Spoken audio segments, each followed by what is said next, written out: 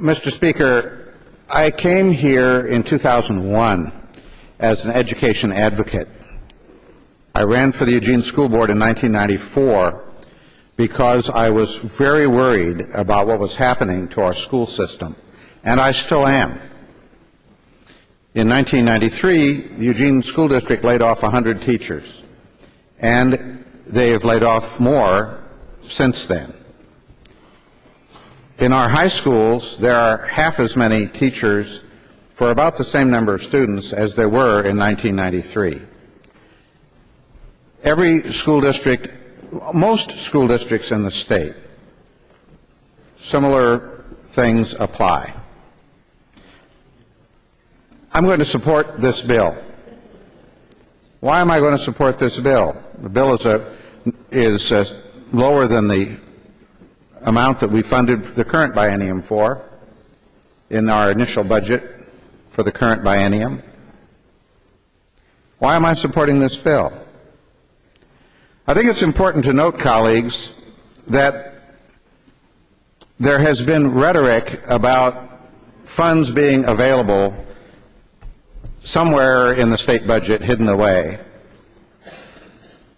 The reality is that where there are fund balances, they are not available for use in the general fund. Those funds, if you go through them line by line, and I have done most of it, if you go through them line by line, you'll discover that these funds are set aside for particular purposes, and the vast majority of them are paid in ways that do not lend themselves to general fund expenditures. Why is that important?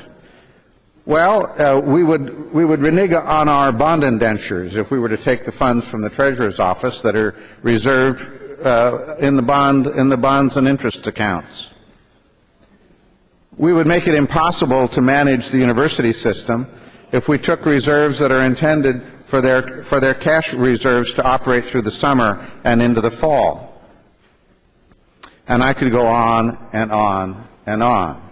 It is a myth, colleagues, it is a myth that the state of Oregon has large numbers of dollars lying around that could be used in this budget. If it were not so, I would be supporting removing those dollars at once and putting them into this budget. I find it astounding that the kinds of claims that we are hearing are still being made. Is this an adequate budget for K-12? Absolutely not.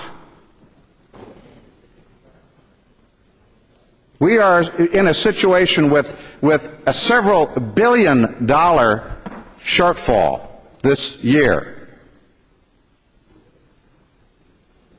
This budget is the largest budget that we have. There is no way to balance the budget without making the kind of budget we have here. Are the details absolutely set in stone? Of course not. Small changes could have been made in a number of different ways. The Ways and Means Committee has produced for us the budget that they consider to be the best one that they can bring us under the circumstances. And I know that the members of that committee care about our students as much as I do. My entire public life has been invested in the process that culminates in this bill today. I hope it's not the end of it, but it certainly is the point that we are to today. If there were funds around somewhere that could be put into this budget, I would be the first one to go after them. There are not. It requires a willingness to mix up the funds that are actually available in the general fund and funds that are not available, that are vital to the operation of other systems, in order to think that there somehow is a way of raising this budget any significant amount. Representative Matthews yields. Thank you, Representative.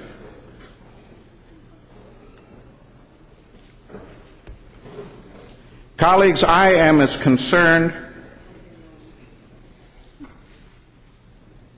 as the representative from the covered bridge capital about the quality of our schools. That's the reason I'm here.